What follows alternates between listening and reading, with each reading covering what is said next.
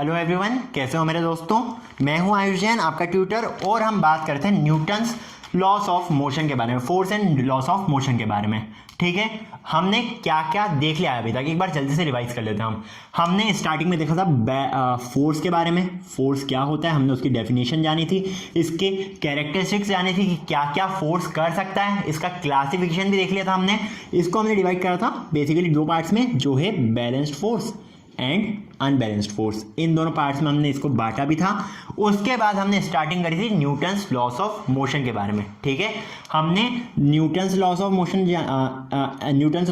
के बारे में जाना था, जिसमें हमने स्टडी करा था फर्स्ट लॉ ऑफ मोशन, जिसमें हमने बेसिकली डिस्कशन करा था इनर्शिया के बारे में कि क्या होता है इनर्शिया एंड किस तरह से हम इनर्शिया के साथ डील करते हैं। हमने इन सब चीज़ों के बारे में बात कर ली थी। तो उसके बाद हमने क्या करा था, उसके बाद हम डील करते हैं Newton's second law of motion के बारे में, जिसमें हमने कंजर्वेशन ऑफ मोमेंटम का प्रिंसिपल भी देख लिया था। ठीक है, और इसके ऊपर कुछ क्वेश्चंस भी हमने कर लिए थे। अब हम स्टार्ट करने वाले Newton's third law of motion के साथ। ठीक है, अब हम जानने वाले थर्ड लॉ ऑफ मोशन के बारे में, क्या कहता है ये third law. Basically third law of motion का स्टेटमेंट ये है कि एवरी एक्शन, ठीक है मैं एक बार लिख देता हूं, every action has equal and opposite reaction। Simple सा स्टेटमेंट है, याद हो जाएगा, बिल्कुल हो जाएगा कि कोई भी एक्शन अगर हम परफॉर्म कर रहे हैं तो उसकी एक इक्वल एंड अपोजिट रिएक्शन हमें बिल्कुल मिलेगी। कैसे मिलेगी, चलो देखते हैं। मान लो आपने कभी स्विमिंग करी होगी। ठीक है, स्विमिंग में आप क्या करते हो, मान लो ये वाटर है, आप स्विमिंग कर रहे हो, आप यहाँ पर हो। ठीक है, आप स्विमिंग कर रहे हो, तो ड्राइंग मेरी थोड़ी ख़राब है तो इसको आप एडजस्ट कर लेना। आप समझ ही रहे हो कि मैं स्विमिंग के बारे में बता रहा हूँ। आप क्या करते हो, आप अपने हैंड को बैकवर्ड डायरेक्शन मूव करते हो। ठीक है, कभी नोटिस करा आपने, आप अपने हाथ कैसे चलाते हो, ऐसे। ये जो है ये मीन्स ये बैकवर्ड डायरेक्शन मूव कर रहा है आपके हाथ। ठीक है, ये बैकवर्ड डायरेक्शन मूव करते हैं एंड बिकॉज आप अपने हाथों को बैकवर्ड डायरेक्शन मूव कर रहे हो, आपके जाने की टेंडेंसी आगे की डायरेक्शन में हो जाती है। ठीक है, मतलब कि आपकी एक्शन जो थी वो तो बैकवर्ड डायरेक्शन में थी, बट इसने जो रिएक्शन प्रोवाइड करी वो बेसिकली आ रही फॉरवर्ड डायरेक्शन में। ठीक है, ये एक्शन हो गई एंड ये हो गया हमारे पास रिएक्शन। ठीक है, बात समझ में आ रही होगी आपके। तो चलो ये हमने एक एग्जांपल देख लिया एक्शन का एंड रिएक्शन का। एक और एग्जांपल देख लेते हैं। बहुत सारे डेली लाइफ एग्जाम्पल है जिसमें हम डील करते हैं एक्शन एंड रिएक्शन के बारे में। देखिए, जब आप मान लो ये एक ब्लॉक है जो फ्लोर पे रखा हुआ है। ठीक है, एक ब्लॉक है जो फ्लोर पे रखा हुआ है। अब इसके ऊपर इसका कुछ वेट होगा, मान लो इसका वेट है W। ठीक है, इसका वेट है W। अब ये जब W वेट नीचे की डायरेक्शन में लगा रहा है, ठीक है ध्यान से सुनना, जब ये W वेट नीचे की डायरेक्शन में लगा रहा है बट ये नीचे की डायरेक्शन में जा नहीं रहा है बिकॉज ऑफ दिस फ्लोर। ये फ्लोर भी इसके ऊपर कुछ वेट लगा रहा होगा। ठीक है, बट अपवर्ड डायरेक्शन में कुछ वेट लगा रहा होगा। मीन्स ये जो एक्शन थी इसकी वो आ रही है mg। ठीक है, वेट का mg फॉर्मूला होता है, ये मैं आपको बता चुका हूँ या शायद नहीं बताया, कोई बात नहीं, अभी जान लो कि वेट का फॉर्मूला, या इसको mg अभी रहने दो, अभी आप इसको w लिख लो। वेट हमारा लग रहा है नीचे की डायरेक्शन में और इस पे जो फ्लोर वेट फोर्स लगा रहा है अपवर्ड डायरेक्शन में। ठीक है, इस पे कुछ फोर्स है जो अपवर्ड डायरेक्शन में फोर्स लगा रहा है। क्या फोर्स लगा रहा है, उसको हम बोलते हैं नॉर्मल रिएक्शन। इसके ऊपर ये नॉर्मल रिएक्शन लगा रहा है एंड इसका वेट नीचे W लग रहा है। ठीक है, और इस केस में क्या होगा, क्योंकि ये ब्लॉक हिल नहीं रहा है, इसमें W = नॉर्मल रिएक्शन हो जाएगा। तो N क्या है, N बेसिकली इस केस में रिएक्शन है, W क्या है, W इस केस में एक्शन है। ठीक है, ये वाला एग्जांपल भी समझ में आ गया आपको। एक और एग्जांपल देख लेते हैं, छोटा सा एग्जांपल, ये आपके लिए बहुत इंपॉर्टेंट भी है। ये एक गन है। ठीक है, ये एक गन है हमारे पास और इसके अंदर से एक बुलेट निकल रही है। मान लो वो जो बुलेट है उसका मास हमें देकर रखा है 50 ग्राम्स। 50 ग्राम्स की बुलेट है, गन जो है वो 20 kg की मान लो। ठीक है, गन 20 kg की मान लो। तो इस तरह का आपके पास एक सेटअप है, बुलेट का वेट 50 ग्राम्स एंड गन जो है वो आ रही है आपके पास 20 kg की। अब आप जब ट्रिगर दबाते हो, ठीक है ध्यान से सुनना इसको, जब आप इसको ट्रिगर दबाते हो कुछ इस तरीके से, तो आपका हाथ एकदम से जर्क लगा के पीछे की ओर जाता है। ये जो बुलेट है ये तो आगे की डायरेक्शन में जा रही है, बट जब आप इस पर ट्रिगर दबाते हो तो आपका हाथ पीछे की डायरेक्शन में जाता है, ठीक है। यहाँ पे एक जर्क लगता है एंड आपका हाथ पीछे की डायरेक्शन में जाता है। ये पीछे की डायरेक्शन में जाता क्यों है? बिकॉज ये जो बुलेट है ना, इसने एक एक्शन प्रोवाइड करी फॉरवर्ड मोशन करके। अब इसको कुछ ना कुछ तो बैकवर्ड मोशन करना पड़ेगा, ठीक है। जब ये फॉरवर्ड जा रही है बुलेट, तो इस पर कुछ ना कुछ तो अपोजिट डायरेक्शन होनी चाहिए। तो अपोजिट डायरेक्शन प्रोवाइड होती है पूरी गन पे, ठीक है। इसके अपोजिट डायरेक्शन प्रोवाइड होती है पूरी गन पे, जो हमको दिखती है जर के फॉर्म में, ठीक है। बात समझ में आ रही है आपको? चलो अब हम एक डेरिवेशन कर लेते हैं, ठीक है। अब हम करेंगे कंजर्वेशन ऑफ मोमेंटम का डेरिवेशन। क्या होता है कंजर्वेशन ऑफ मोमेंटम? चलो स्टेटमेंट लिखने की बजाय मैं आपको डिराइव करके बता देता हूँ कैसे होता है। तो देख लो, ये है हमारे पास बॉल 1 एंड ये है हमारे पास बॉल 2, ठीक है। ये बॉल जा रही है u1 वेलोसिटी के साथ एंड ये बॉल जा रही है यहाँ पे u2 वेलोसिटी के साथ। अब क्या होगा, ये दोनों बॉल कोलाइड कर जाएगी, ठीक है। ये 1 बॉल है, ये 2 बॉल है, ये रेस्ट पे आ गए। इसके बाद क्या होगा, ये इधर बनाने के लिए मैं इसको इधर बना देता हूँ। 1 बॉल इधर डायरेक्शन मूव करने की कोशिश करेगी या फिर इस डायरेक्शन में, कोई भी डायरेक्शन हो सकती है, हम डायरेक्शन स्पेसिफिक अभी नहीं है, ठीक है। और 2 बॉल जो है ये इस डायरेक्शन में जाने की कोशिश करेगी। मान लो ये जा रही है v1 वेलोसिटी के साथ एंड ये जो जा रही है ये जा रही है v2 वेलोसिटी के साथ। अब हमें क्या करना है, हमें इसमें मोमेंटम कंजर्व करना है। अब हमने पिछले लेसन में क्या पढ़ा था कि force is directly proportional to change in momentum per unit time, हमने पढ़ा था। और हमने ये भी देखा था कि अगर हम इसके ऊपर एक कांस्टेंट लगाते हैं, कांस्टेंट के मान लो अभी इज इक्वल्स टू के डेल्टा पी बाई टी हो जाएगा, और कांस्टेंट के की वैल्यू जो हमने निकाली थी वो बेसिकली 1 थी। मींस टोटल फार्मूला जो है इसका ये हो जाएगा delta P by T, change in momentum per unit time. P को हम मोमेंटम के लिए यूज कर रहे हैं, ओके। चलो अब आगे बढ़ते हैं, हमने इतना देख लिया था। अब हमें क्या करना है, मोमेंटम फर्स्ट स्टेट का निकालना है। मोमेंटम इनिशियल वेलोसिटी से फाइनल वेलोसिटी पे जाने का निकालना है।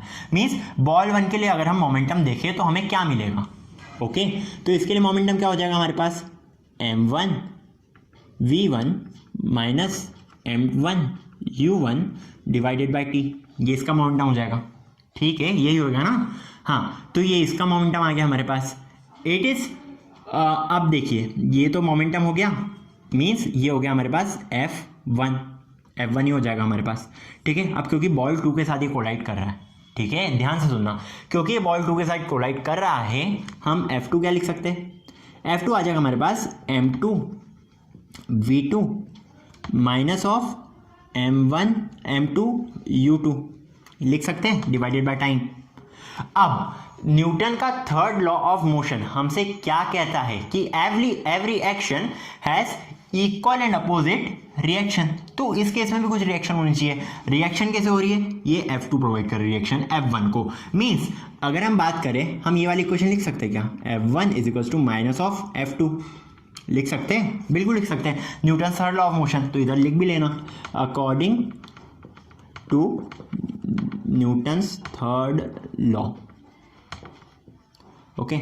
हमने इस इक्वेशन का यूज करा है, तो चलो इस इक्वेशन का हम यूज कर ही लेते हैं। कैसे करेंगे, इसमें आ जाएगा हमारे पास m1 v1 minus m1 u1 is equals to minus of, ठीक है, ये माइनस साइन लगाया मैंने, is equals to minus of m2 v2 minus of m2 u2 divided by T. एक काम करो, ये टी इधर के इधर ही कैंसिल हो गए, तो टी से डिवाइड मत करो, ओके। ये कैंसिल हो जाते बिकॉज टाइम ऑफ कोलिजन क्या लग रहा है, सेम ही टाइम के ले रहे हैं। मान लो हम स्टार्टिंग में 10 सेकंड के देख रहे हैं, तो टाइम 10 सेकंड इसके लिए भी, 10 सेकंड इसके लिए भी, हम दोनों के लिए 10 सेकंड ही लेके चल रहे हैं, ओके। बात समझ में आ रही है आपको? तो ये वाली इक्वेशन आ गई हमारे पास। अब इसको और सिंप्लीफाई करते हैं, ये माइनस साइन के साथ अंदर हम मल्टीप्लाई कर देते हैं, तो इक्वेशन क्या हो जाएगी, इक्वेशन ये हो जाएगी m1 v1 minus of m1 u1 it is basically equals to minus of m2 v2 plus of minus minus plus हो जाता है, ठीक है, प्लस ऑफ m2 u2। ये आ गई इक्वेशन। अब चलो नेगेटिव वाली टर्म्स को हम पॉजिटिव बनाएं। कैसे, ये नेगेटिव है, इसको RHS पे ले जाओ, पॉजिटिव हो जाएगी।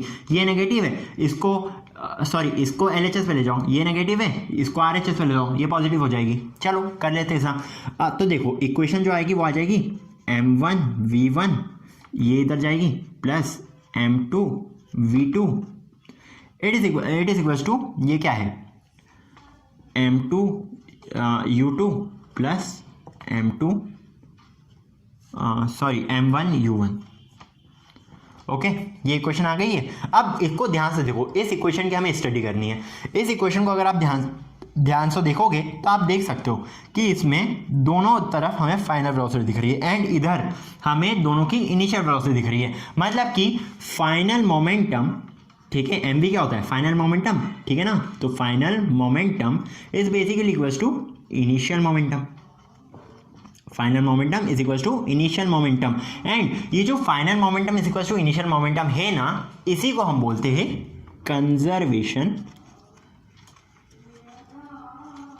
Conservation of momentum. ठीक है, ये इक्वेशन होती है हमारी कंजर्वेशन ऑफ मोमेंटम की। ओके, क्लियर है कंजर्वेशन ऑफ मोमेंटम क्या होता है। चलो अब हम इस इक्वेशन पे कुछ क्वेश्चंस कर लेते हैं, ठीक है, जिससे आपको मोमेंटम का कंसेप्ट भी समझ में आ जाएगा एंड आपको पता भी चल जाएगा कि हम क्वेश्चंस क्या क्या कर रहे हैं। ओके, तो इसके ऊपर कुछ क्वेश्चंस देख लेते हैं हम।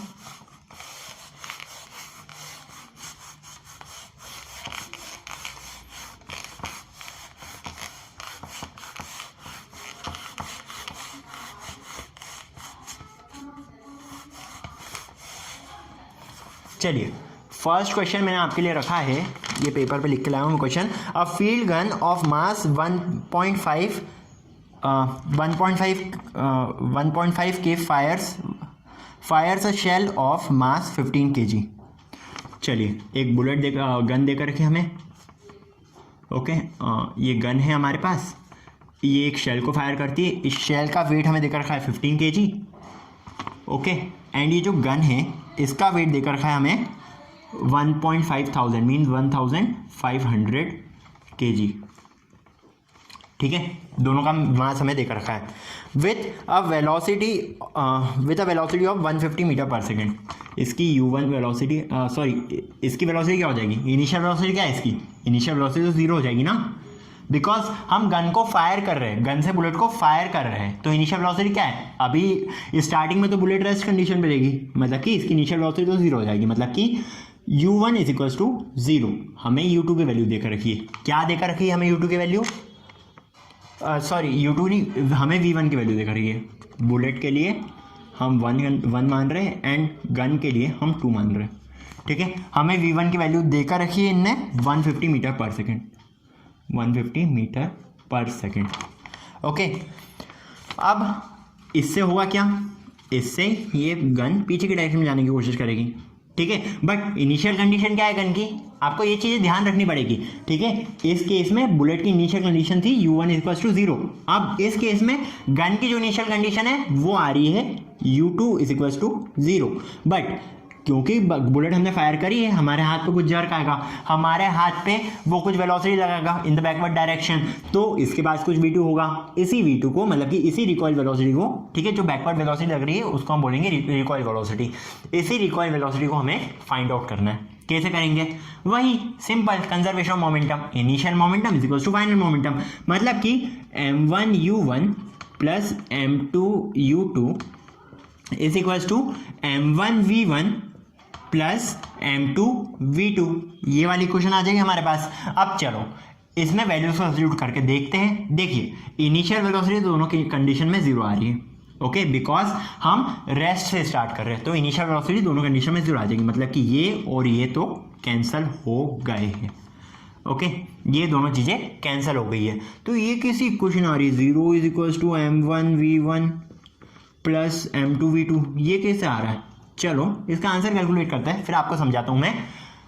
m1 की वैल्यू क्या है हमारे पास, m1 की वैल्यू, m किसको माना है हमने, m हमने बुलेट को माना है, इसकी वैल्यू है हमारे पास है 15। v1 की वैल्यू क्या है, v1 की वैल्यू आ रही है हमारे पास 150 प्लस m2 की वैल्यू क्या है 1500 इंटू v2, ये आ रहा है। अब v2 की वैल्यू जब आप निकालोगे, it is equals to 15 into 150 minus के साइन के साथ डिवाइडेड बाय 1500, ये आ जाएगी। ठीक है, गलत कर रहा हूँ क्या? नहीं कर रहा हूँ। चलो 0 से 0 cancel, 15 10 150 means it is equals to 15/10 which is equals to 3/2 metre per second, वो भी नेगेटिव साइन के साथ। अभी नेगेटिव साइन क्या बताता है हमें? नेगेटिव साइन हमें बेसिकली ये बता रहा है कि इसकी जो वेलोसिटी की डायरेक्शन थी उसकी अपोजिट डायरेक्शन में वेलोसिटी एक्ट करेगी। ठीक है, जैसा हमें दिख भी रहा है कि इसकी वेलोसिटी की डायरेक्शन इधर है और जो गन हमारे पास आएगी बिकॉज रिकॉइल का, तो ये गन पीछे की डायरेक्शन में आएगी। तो क्योंकि पीछे की डायरेक्शन में आएगी इसकी वेलोसिटी इस डायरेक्शन में मिलेगी। ओके, मतलब कि बुलेट के अपोजिट डायरेक्शन में मिलेगी। एंड बिकॉज हमें बुलेट के अपोजिट डायरेक्शन में इसकी वेलोसिटी मिल रही है, इसकी वेलोसिटी नेगेटिव साइन के साथ आएगी। ठीक है, क्या आ गया आंसर? रिकॉइल वेलोसिटी हमारे पास हो जाएगी -3 या इसको अब 3/2 मीटर पर सेकेंड लिख लीजिए in left direction, in left. ठीक है, ये क्वेश्चन हमने कर लिया है। चलो अब हम अगले क्वेश्चन की ओर बढ़ते हैं। ओके, अगला क्वेश्चन भी इसके सिमिलर ही है। एक बार बता देता हूँ मैं आपको क्या क्वेश्चन है। तो अगले क्वेश्चन में मैंने दिख रखा है अ हंटर ऑफ 45 kg। ठीक है, एक हंटर है, मान लो ये हंटर है, इसका वेट दिख रखा है 45 kg, is standing on ice fire on ice, वो आइस के ऊपर खड़ा है, ये आइस है। फायर से बुलेट ऑन 100 बुलेट ऑफ 100 ग्राम, उसके बाद एक बुलेट है, मीन्स आप समझ सकते हो कि इसने हाथ में पकड़ रखी, या फिर इसको चेंज कर देता हूँ मैं। ठीक है, उसके हाथ में वो एक बुलेट फायर करता है, ये बुलेट है जिसका हमें मास देकर रखा है 100 ग्राम्स। ठीक है, ये देकर रखा है हमें 100 ग्राम्स। 100 ग्राम्स की बुलेट को वो फायर करता है with a velocity of 500 metre per second, 500 metre per second की वेलोसिटी के साथ, by a gun of 5 kg। ये गन का मास क्या है? इस गन का मास है 5 kg। Recoil velocity of the gun is, फिर से वही क्वेश्चन, कैसे करेंगे? रिकॉइल वेलोसिटी निकालनी हमें गन के केस के लिए। अब देखिए, अब आप समझ ही सूझ चुके हो इस केस में क्या होगा। इस केस में भी इनिशियल वेलोसिटी दोनों की 0 होगी। ठीक है, u1 is equal to 0 and u2 is equal to 0। 1 हम ले रहे हैं बुलेट के लिए एंड 2 हम ले रहे हैं गन के लिए। इनिशियल वेलोसिटी दोनों की 0 है, मतलब कि हमारी इक्वेशन सिंप्लीफाई हो गई है। कैसे सिंप्लीफाई हो गई है? हमारी इक्वेशन आ जाएगी 0 is equal to m1v1 plus m2v2। ठीक है, पिछली बार वाली इक्वेशन ली है मैंने आपको, पहले मैंने बता दिया था कि ये 0 क्यों होंगे। ओके, बिकॉज इनिशियल वेलोसिटीज इनकी 0 है। चलो अब हम आगे बढ़ते हैं। हमें क्या निकालना है? हमें रिकॉइल वेलोसिटी निकालनी है। तो क्या हमें मैन के मास का काम है क्या? नहीं, देखने में तो नहीं लग रहा है। बिल्कुल हाँ, वो ऐसे ही आपको कंफ्यूज करने के लिए ही दिया है कि मैन का मास कितना है, वो आपको कंफ्यूज करने के लिए दिया है और कुछ भी नहीं है उसका काम। आपके पास क्या आ जाएगी क्वेश्चन, आपको v2 की वैल्यू निकालनी है, m1 की वैल्यू दी हुई है, it is equal to 100 grams. इसको आप क्या लिख सकते हो? It is equal to 0.1 kg, because 1 kg is equal to 1000 gram, तो ये हो जाएगा 0.1। ओके, 0.1 इंटू v1 की वेलोसिटी क्या दी है? 500 मीटर पर सेकेंड, तो इधर हम 500 डाल देंगे, प्लस m2 कितना है? 5 kg। ठीक है, ये आ गया आपके पास 5 kg एंड v2 की वेलोसिटी हमें अननोन है। कर सकते हो, बहुत सिंपल क्वेश्चन है। और क्या लोगे? It is equal to -50 divided by 5, it is basically equal to v2। क्या आ गई वैल्यू? अब और करूँ क्या? ठीक है, ले लो, -10 मीटर पर सेकेंड। ये आ जाएगी हमारे पास गन की रिकॉइल वेलोसिटी। ठीक है, गन की रिकॉइल वेलोसिटी आ चुकी है हमारे पास। अब चलो एक और इस पर और इंटरेस्टिंग बना दो थोड़ा। अब हमें निकालना है इस गन के कारण मैन की रिकॉइल वेलोसिटी। ठीक है, मैन की रिकॉइल वेलोसिटी हमें निकालनी है। कैसे निकालेंगे? फिर से वही कंडीशन, u तो 0 हो जाएगा। अब u1 हम गन को मान रहे हैं, u1 हम गन को मान लेते हैं एंड u2 हम मैन को मान लेते हैं। ओके, बिकॉज ये मास मैन का दिया था इसलिए मैं इसको आगे कर रहा हूँ। क्वेश्चन यहाँ पे ख़त्म हो जाता है, बट आपको और थोड़ी प्रैक्टिस करवाने के लिए मैंने ये वाला क्वेश्चन चुना है। अब आपको रिकॉइल वेलोसिटी ऑफ मैन माननी है। कैसे निकालोगे?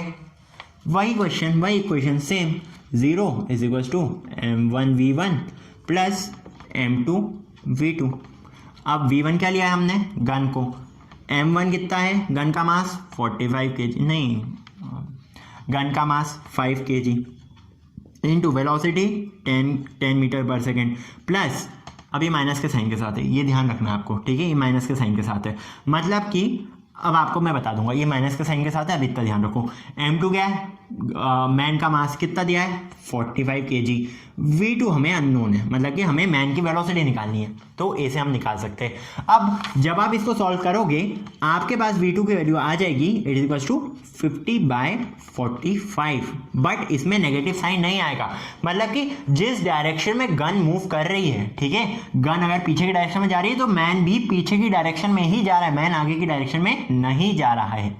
ओके, तो इसके लिए आपके पास वेलोसिटी आ गई है v2 is equal to 50/45 which is equal to 10/9 metre per second, ये आपको वेलोसिटी मिल गई है मैन की भी। तो चलो इस लेक्चर को हम यहीं पे एंड करते हैं और साथ ही साथ इस चैप्टर को भी हम यहीं पे ही एंड करते हैं। हमने बहुत सारी चीज़ें जान ली जो भी हमें जाननी थी, अब बस हो चुका है। ओके, तो इसको हम यहीं एंड करते हैं, फिर हम मिलेंगे हम अगले लेक्चर में जिसमें हम किसी नए टॉपिक के बारे में, किसी नए चैप्टर के बारे में बात करेंगे। अगर आपको लेक्चर्स अच्छे लग रहे हो तो प्लीज़ लाइक का बटन दबाना मत भूलना, साथ ही साथ इस चैनल को सब्सक्राइब कर देना, नोटिफिकेशन आइकन को भी दबा देना ताकि आपको रेगुलर अपडेट्स मिल सके मेरे लेक्चर्स के रिगार्डिंग। फिर मिलते हैं हम अगले लेक्चर में, तब तक के लिए बाय बाय।